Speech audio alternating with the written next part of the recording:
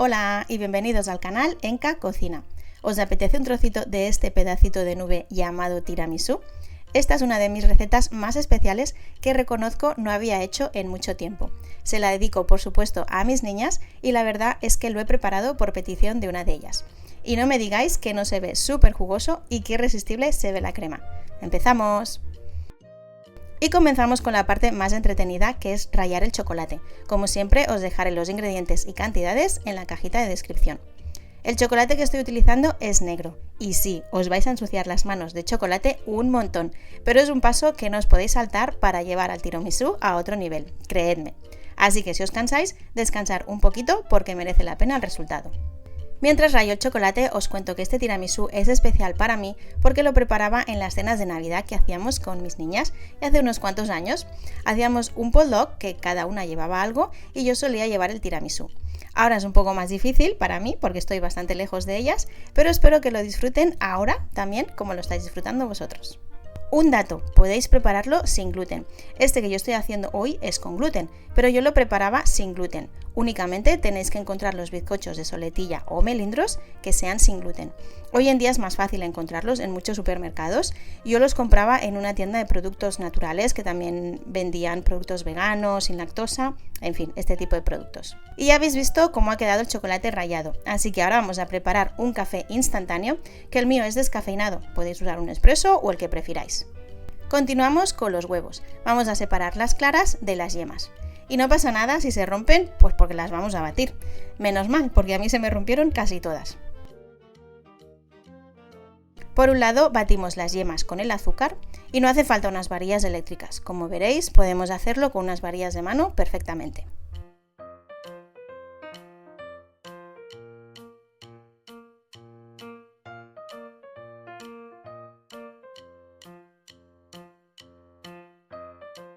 Cuando el azúcar esté completamente integrado y la mezcla esté más blanca, le añadimos el queso mascarpone. Como la receta pide 500 gramos de queso mascarpone y mis tarrinas son de 250, le estoy añadiendo 2 tarrinas.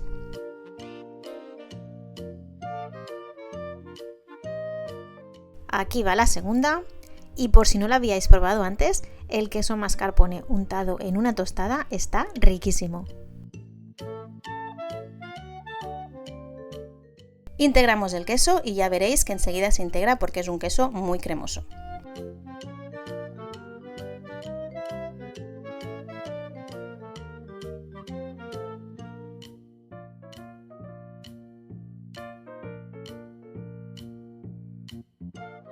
Así es como tiene que quedar la mezcla del queso con las yemas, muy cremosa y como habéis visto el queso se derrite y se integra con mucha facilidad sin dejar ningún grumito. Una vez listo, volvemos a las claras, les añadimos una pizca de sal y las montamos a punto de nieve.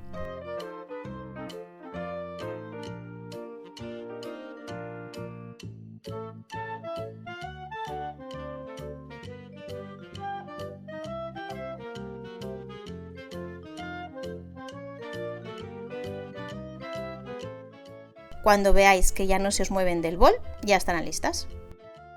Y lo único que nos queda ahora es integrar las claras con las yemas con movimientos envolventes. Es mejor integrarlas en varias tandas, de esta manera evitaremos que se nos queden más aguadas, mantendremos el aire que les hemos incorporado y la crema tendrá la textura de una mousse.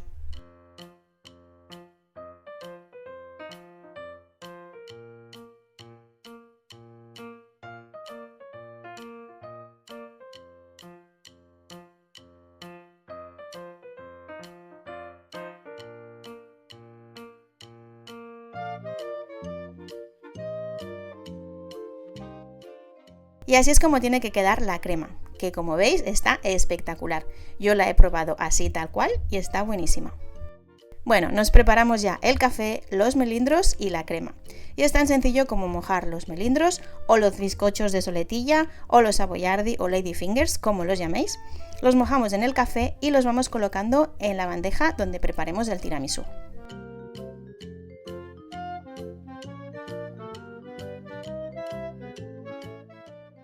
Y si es necesario podemos cortarlos por la mitad para que nos encajen bien en el molde.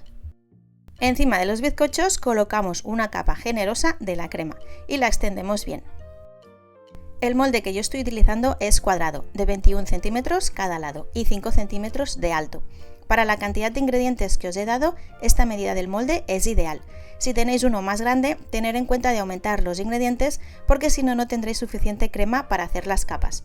Lo bonito del tiramisú es que la capa de crema sea bastante gruesa.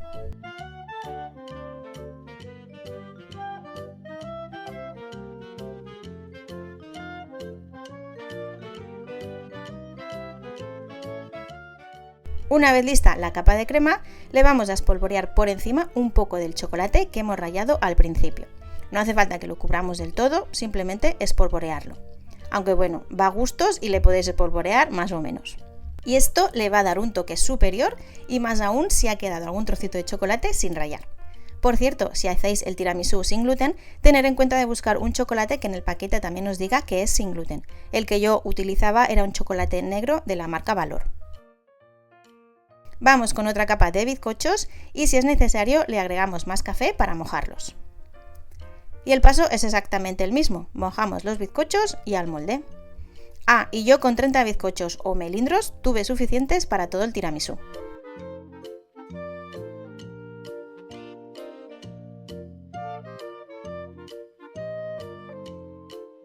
Y sí, como bien veis, se me olvidó grabar esta parte en horizontal. Menos mal que lo estaba grabando también en vertical. Bueno, estas cosas a veces pasan. Bueno, pues le colocamos otra capa de la crema y la extendemos para que quede todo bien cubierto.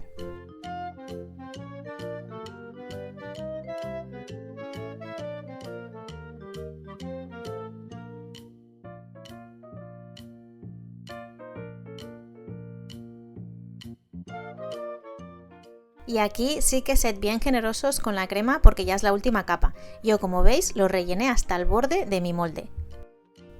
De nuevo le espolvoreamos el chocolate rallado por encima. Si os está gustando la receta, le podéis dar un like, la podéis compartir y os podéis suscribir al canal. Y ya veis la pinta que está cogiendo este tiramisú. Decidme si no os apetece un trocito ahora mismo. Como toque final le espolvoreamos cacao en polvo al gusto. Y de nuevo, si estáis haciéndolo sin gluten, buscar un cacao en polvo sin gluten. Si el cacao es puro, seguramente no llevará gluten, pero para mayor seguridad, aseguraros que lo indique en el paquete. Como este que estoy haciendo yo es con gluten, le estoy espolvoreando colacao. Y ahora lo llevamos a la nevera un mínimo de 4 horas para que se asiente bien. A mí me gusta dejarlo de un día para otro. Y para mí aquí ya es el día siguiente y mirad qué bonito se ve. Y como yo ya no me puedo resistir, voy a cortarme un buen pedazo.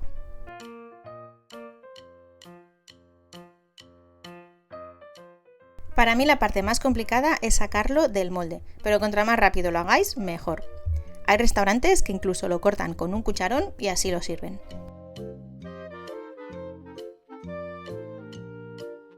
Si queréis un extra, le podéis espolvorear más cacao en polvo por encima. Y aquí os voy a dejar ya disfrutando de este magnífico postre.